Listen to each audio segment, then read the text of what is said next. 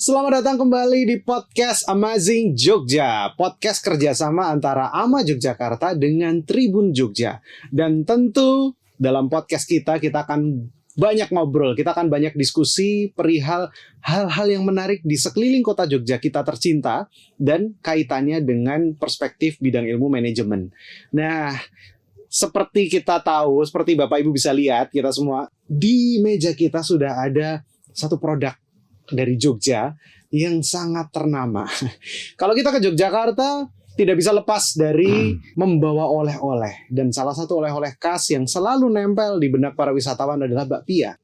Bakpia ini unik karena banyak orang bilang bahwa harganya murah. Apakah ini bagian dari strategi? Apakah ini nanti tidak akan membunuh tanda petik produk-produk yang lainnya? Nah, kita mau diskusi lebih dalam dengan Senior Manager Unit Bisnis dari Natasha Skincare yang juga menghandle produk bakpia juara satu ini. Telah hadir di studio kita ada Pak Wahyu Karnadijaya. Selamat pagi, Pak. Pagi, Mas.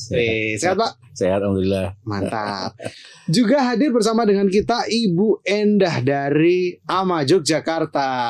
Halo Ibu. Halo Mas Rizna. Masih sehat? Alhamdulillah. Pertanyaannya kalau Bu Endah beda ya. Pak Wahyu. Ya. Sebagaimana tadi kita membuka diskusi ini dengan harga. Ini sengaja atau ini kebetulan saja atau memang bagian dari strategi bisnis dari awal sebelum bakpia juara satu ini lahir? Ya, sebenarnya kan kalau kita ngomong bisnis nggak ada kebetulan ya, Mas. Semua sudah kita konsep. Ya. Strateginya seperti apa, terus kita mau sasar segmentasinya kan gitu. Nah, tentunya kan di Jogja ini kan kalau kita ngomong wisatawan kan mulai dari ya, anak SD lah sampai mereka direktur pun juga sampai di Jogja ya. Nah, bakpia ini salah satu oleh-oleh yang tanda kutip wajib dibeli kalau datang ke Jogja. Ya. Kita tidak usah menyebutkan brand, apapun lah bakpianya. Kalau kita ngomong kunjungan di Jogja itu dalam setahun sekian juta, berarti ada 80% orang yang beli bakpia dalam satu tahun itu. Ya. Kan cukup menarik untuk bisnis. Betul. Kan gitu. Tinggal kita mau ngambil segmennya ada di mana kan gitu. Strategi yang mau kita ambil termasuk harga. Kalau saya HPP-nya saya bisa sekian ribu, kenapa saya harus jual 30? Oh. Kan gitu. Iya. Satu bahwa kalau kita ngomong oleh-oleh, nggak mungkin tak makan sendiri, Thomas. Iya, betul. Oh, namanya oleh-oleh. Salah satunya oleh-oleh adalah dibagi ke teman, saudara, kan gitu. Kalau harga ini masuk kan, sebenarnya kan kita ngejar di quantity. Iya. Yang kalau harga 30 orang beli satu, kalau 20 dia bisa beli 2 tambah 10.000 kan gitu. Konsepnya gitu aja sih. Jadi oleh-oleh tidak dimakan sendiri, dia dibagi dia bisa beli banyak. Saya ngejar lebih di quantity dan segmentasinya aja sih. Segmentasi pasar yang kita sasar. Oke. HPP-nya berarti sudah punya strategi untuk menekan HPP supaya rendah dengan kualitas yang bagus. Caranya gimana, Pak? Saya menggunakan pabrikasi. Jadi kan kalau bakpia diolah dengan tradisional berarti kan saya harus menggunakan banyak orang dan tentunya cost-nya jadi tinggi. Ya. Nah, memang investasi awalnya cukup tinggi ya, namanya juga beli mesin, bangun gedung baru. Tapi dari tingkat produksinya, terus kemudian kualitasnya bisa dijaga. Terus kematangan, terus kemudian warna, ini kan penting. Ya. Gitu. Terus kemudian cost-nya jadi bisa ditekan jadi separuh gitu loh. Baik. Dari sisi tadi bakpia itu kan di Jogja banyak banget. Yeah. Nah, kalau ini masuk ke segmen apa dan bagaimana caranya bisa muncul di tengah-tengah bakpia yang demikian banyak itu, Pak? Ya, kembali lagi bahwa orang wisatawan ke Jogja ini kan beli oleh-oleh. Kadang mereka juga memang ada tanda kutip bahwa bakpia yang mahal, tentunya kan mereka merasa bahwa dengan mahal itu kan lebih enak kan gitu. Tapi begitu mereka merasakan bakpia kami dengan harga yang katakanlah saya mulai dari harga 20.000 ini nggak ada bedanya. Bedanya di mana kan gitu. Ya. Akhirnya kami waktu itu sasarannya tidak kembali kepada yang orang di 30.000, tetapi memang mereka mau beli oleh-oleh. Gitu. Siapapun segmennya. Gitu. Seperti itu sih.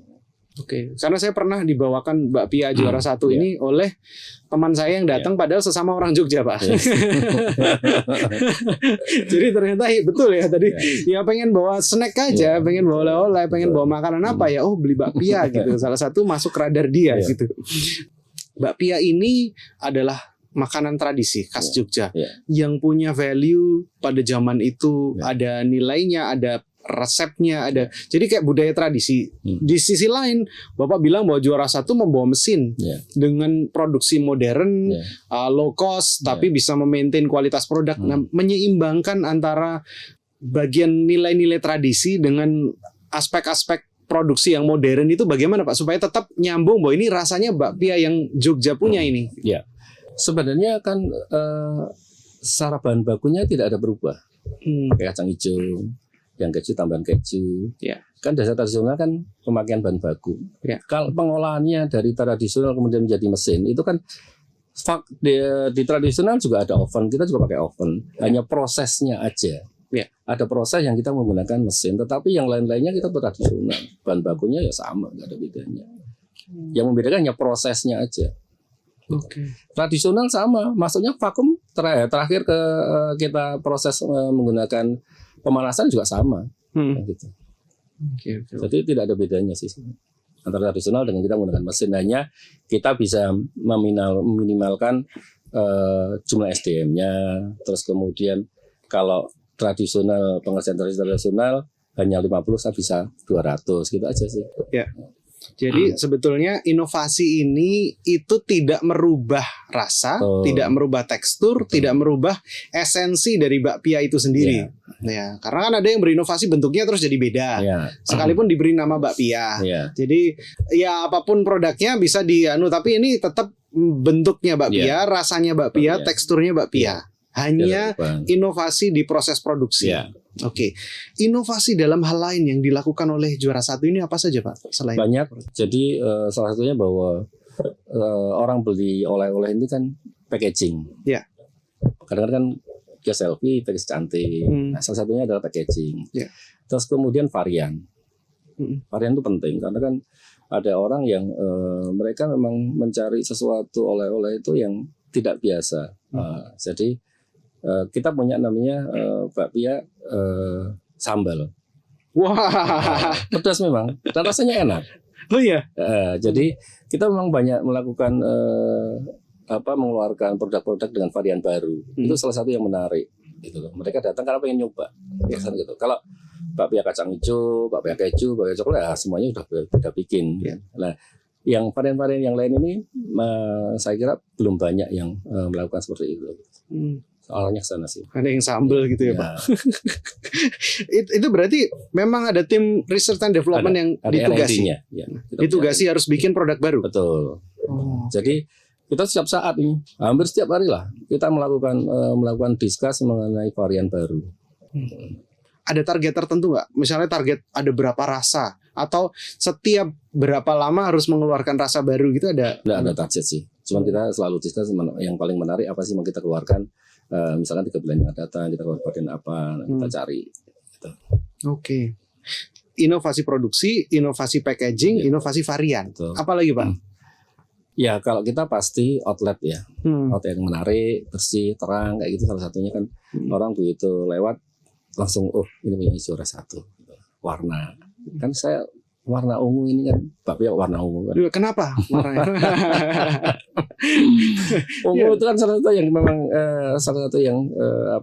membuat kami kenapa ungu ya tidak yang lainnya kan hampir semua rata-rata bakpia ini kan warnanya kan kekuningan ya. Iya betul. Kita keluar dari itu gitu. Supaya beda aja sih ya.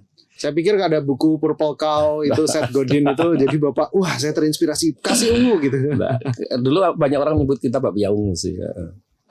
Jadi kalau kita ngomong bakpia ungu ya pasti bakpia juara satu kan gitu. Kenapa namanya juara satu Pak? Ya pasti kan kita waktu kita muncul pertama atau kita keluar bakpia ini dari bisnis kami ini kan kami punya impian kan. Namanya mimpi itu kan harus ada. Nah, mimpi itu kan kita cantumkan di dalam brand kami supaya karyawan ini punya mimpi jadi juara satu. Caranya tadi step-stepnya dengan harga, dengan packaging yang bagus, terus kemudian outlet yang cantik.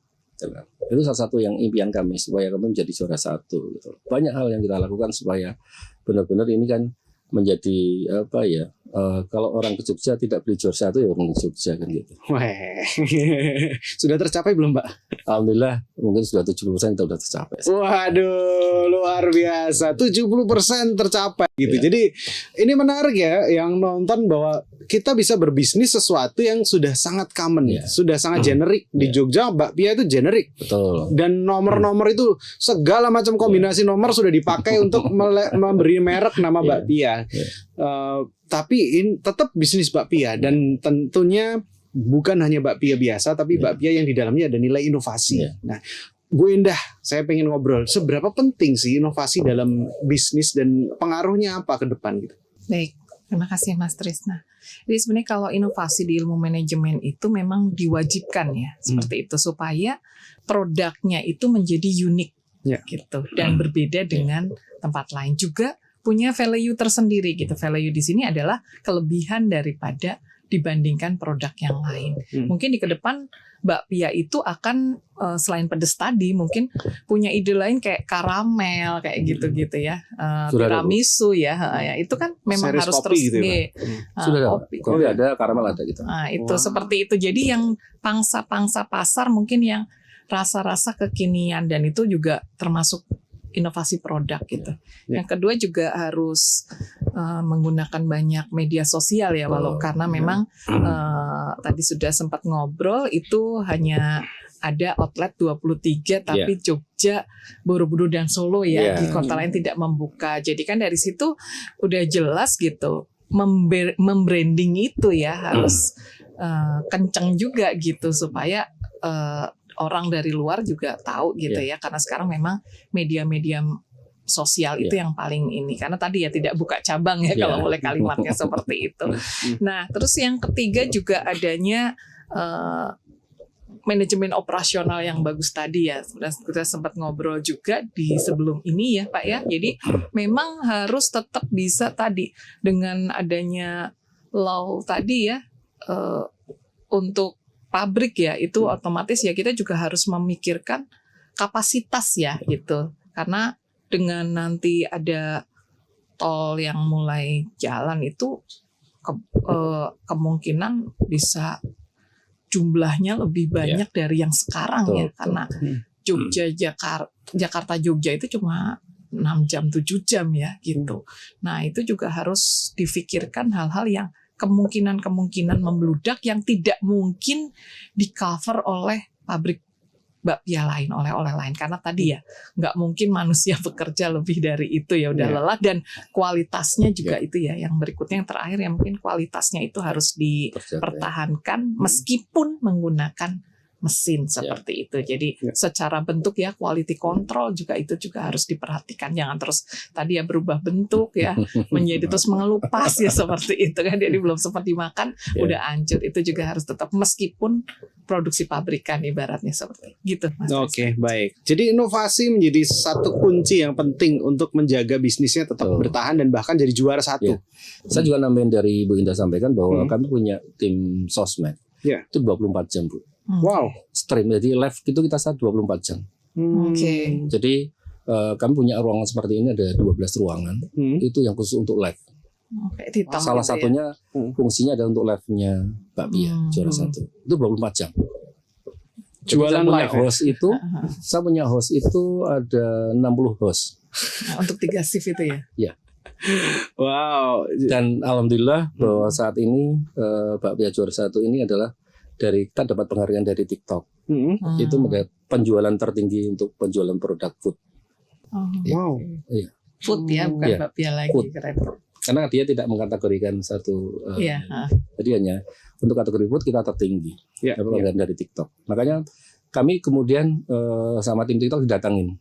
Konsumen seberapa didatangin. Terus kemudian dipandu saat berjualannya seperti apa, supaya menarik itu. Ada panduan dari TikTok. Datang ke manajemen TikTok, datang ke tempat kami.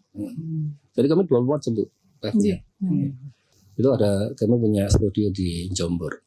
Nice. Live 24 jam. Ya, dan omsetnya luar biasa. Yang saya heran tuh live-nya 24 jam, konsumennya luar biasa.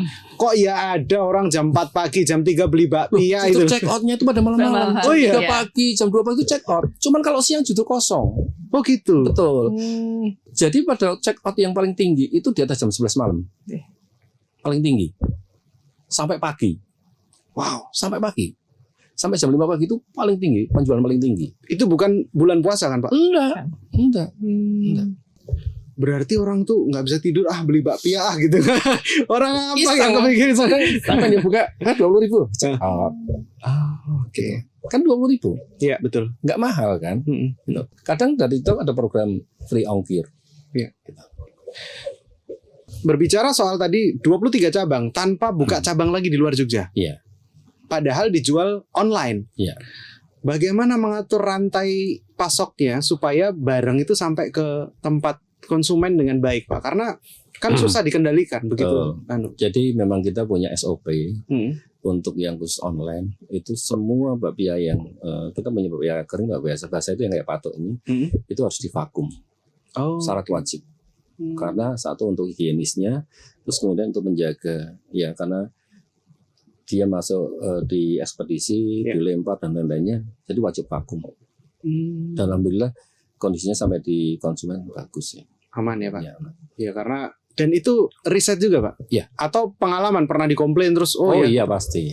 Kalau pengalaman iya. Jadi dari pengalaman itu kan dikomplain sampai sana hancur. Terus kalau luar Jawa jadi berjamur karena sudah lewat ED-nya. Kan. Iya betul. Apalagi perusahaan ekspedisi kita sudah tertib masukin kapan, dia ngirimnya mungkin molor. Apalagi kalau di daerah. Kalau di kota misalkan saya di Bengkulu, tapi kemudian di Bengkulunya mana kan masih ada lagi. Masih masuk. Iya, seperti itu. Makanya kita wajib. Semua SOP-nya untuk yang bakpia biasa harus vakum. Wow. Ya. Seberapa besar omsetnya yang online itu dibanding yang offline di Jogja, Pak? Prosentasenya aja. Kalau secara persen 30%. 30% online? Ya. Wow, lumayan besar ya Pak ya? Besar banget. Besar banget. Justru kalau bulan puasa 70-30. 70 online lebih besar. Wow. Tapi nanti Lebaran? Lebaran ini yang sudah berjalan tahun kemarin, kami juga tidak menyangka yang tahun sebelumnya, maksudnya 2 tahun yang lalu tidak seperti itu. Tapi tahun kemarin bahwa Hamin 10 hari kami benar-benar stok ini kewalahan sampai saat 3 shift produksinya. Mesinnya Mbak? Hampir semuanya mahasiswa pulang ke daerah itu beli tempat kami. Oh iya. Betul. Yang kemarin, tahun kemarin, Lebaran tahun kemarin. Tahun ini udah disiapkan berarti? Sudah, makanya kita sudah prepare sekarang. Itu kan pengalaman dari tahun kemarin. Oke, itu hal-hal yang unpredictable yang terjadi. Oke. Karena yang 2 tahun lalu enggak, baru tahun kemarin. Ya, karena mungkin 2 tahun lalu nggak pulang ke kampung ya Pak, masih suasana pandemi atau mungkin baru selesai dari pandemi masih. Dan hampir semua outlet kita itu antrinya panjang banget. Cara mengatasinya tahun ini Pak, kalau terjadi lagi seperti itu. Jadi kan sudah kita prediksikan pertama bahwa kesiapan packaging, karena packaging nggak bisa dikejar. Iya. Karena kan mau tunggu berapa minggu tuh packaging. Makanya packagingnya saya siapkan dulu jumlahnya. Oh ini ya packaging cetak. Kalau produk insya Allah aman karena mesin kami cukup banyak. Jadi pada waktu low season ada mesin yang kita anggurkan untuk maintenance. Pada peak kita jalan semua mesin jalan. Itu kalau mesin minta THR minta tinggi Pak itu. Makanya kan kita pasti punya cadangan mesin yang kita amankan pada waktu peak season. Dan di Jogja peak seasonnya tinggi ya Pak kunjungan terus ya. Kalau kita lihat Jogja ini peak season kita ngomong Sabtu Minggu jadi peak season dari Jogja ini. Betul. Iya. Bukan weekend lagi tapi peak season. Apalagi aksesnya udah mudah ya Pak. Betul ya. Itu kalau besok ada tol baru lebih. Wah iya. Makanya kan kita antisipasinya kan saya akan buka rest area yang paling besar di Jogja ya. Ada 2 hektar yang kita siapkan untuk persiapan kalau tol itu bisa nyambung sih. Oke, baik. Wow, jadi hulu sampai hilir aman ya Pak. Tadi bagaimana kemudian segala sesuatu yang tidak dipikirkan pun terjadi. Kejutan apa lagi sih Pak selama Bapak ada di mengelola Bakpia Juara 1 yang nggak terprediksi kok tiba-tiba terjadi? Gitu? Sebenarnya yang kadang yang susah kita prediksi itu adalah online. Kalau yang lainnya itu aman sih. Online ini gini, hari ini saya 100 juta per hari ya. Besok saya bisa 400 juta loh. Nah, tentunya mungkin Binda akan memberikan solusi yang terbaik ya. Buat kami kesulitannya di packing. Kesulitannya di situ aja. Dari 100 kemudian jadi 300. Satu packing kemudian SDM. Saya kan hanya nyiapkan 50 orang untuk 100 juta. Terus kemudian jadi 400, berarti harus 4 kali dong. Iya betul. Sip tambahnya tetap nggak ngejar kan. Satu tempat kalau nambah orang banyak. Hmm. Terus kemudian kecepatan making. Karena kan kita ada batas waktu kan 3 hari maksimal harus terkirim toh. Betul. Nah, seperti itu. Apalagi makanan ya Pak. Ya, kan memang ada batasnya tuh. Kalau kita di marketplace kan Betul. ada batas waktu harus terkirim. Kalau nggak nanti cancel ya. Cancel. Nah, kalau cancel banyak, Iya. kita kan bintangnya diturun. Oh, jadi trikinya di situ ya. Iya. Proses packaging untuk Kalau kenaikan masih 2 kali aman. Tapi kalau sudah 4 kali ya banyak hal yang harus kita siapkan. Dan itu sering terjadi. sering ditelepon tengah malam nggak karena itu Pak?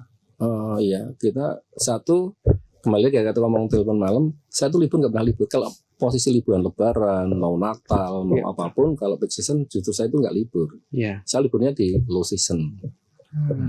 Betul. Kalau malam telepon itu sudah biasa. Pekerjaan harian. Tapi yang model-model begini nih yang low seasonnya bisa pergi jauh-jauh gitu karena peak seasonnya di Saya kalau peak season rumah pasti ya, nggak di akan keluar dari Jogja. di Jogja ya Karena Pak. hampir semua owner kan keluar negeri ya. Nah kita ini nggak boleh kemana-mana. Jagain bisnisnya. Betul. Dia nanti gantian. Tombak ya Pak. Jadi digital iya dan ternyata menghasilkan. Iya.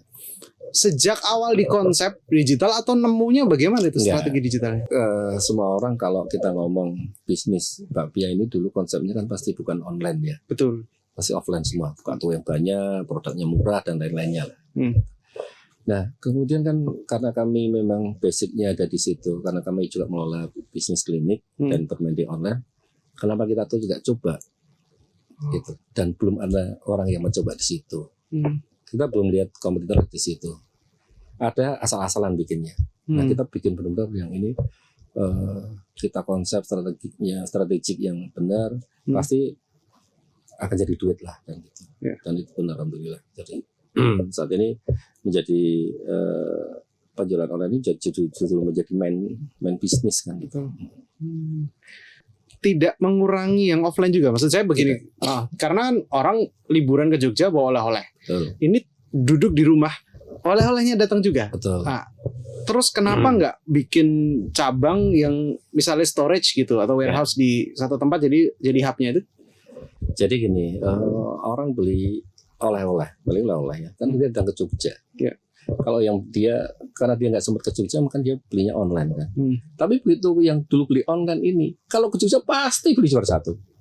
Meningkatnya kita dengan cepat itu salah satunya karena online-nya kita penjualannya cukup bagus. Hampir semua orang yang dulu beli online di tempat kami dan tidak ada komplain, itu pasti beli kalau di tempat kami, kalau dia ke Jogja. Salah satunya ke sana. Dan itu merekomendasikan ke teman-temannya. Pada waktu dia mau ke Jogja, dia ngomong, tukang oleh juara satu loh. Satu sih harga, rasa, terus varian gitu.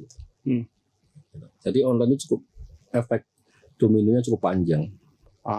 Jadi benar-benar strategi yang sangat works ya di zaman sekarang. Termasuk online itu punya dua sisi kan, positif negatif. Positifnya bukan review positif, termasuk yang negatif. Terus handling komplain, terutama komplain yang tanda petik orang kan pengen viral. Betul. Apapun dipakai untuk jadi viral. Dan semua berpotensi dipakai untuk jadi viral. Nah kalau bakpia juara satu yang ditunggangi tanda petik, itu gimana cara handlingnya? Jadi memang itu sudah kita antisipasi. Pada waktu orang berjualan menjadi viral, menjadi laku, di antara semuanya ini baik mereka memang original di pembeli ataupun bukan akan ada komplain. Nah itu sudah siapkan. Komplain rusak kita ganti, kita refund, masih kita ganti produknya. Nah, salah satunya ke sana.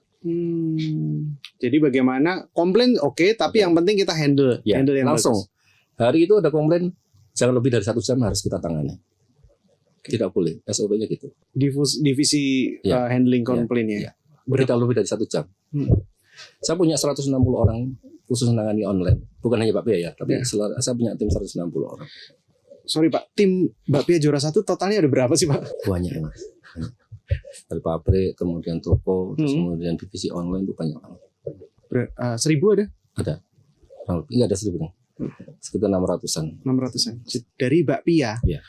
Ada 600 tenaga kerja yang di luar kasual ya. Di luar yang kontrak ya. Wow. Ini menarik sekali. Jadi inovasi membawa bakpia untuk ke level yang lebih tinggi lagi dengan tadi inovasi penjualan, inovasi produksi, dan semua penuh dengan inovasi. Ke Bu Enda dulu nih.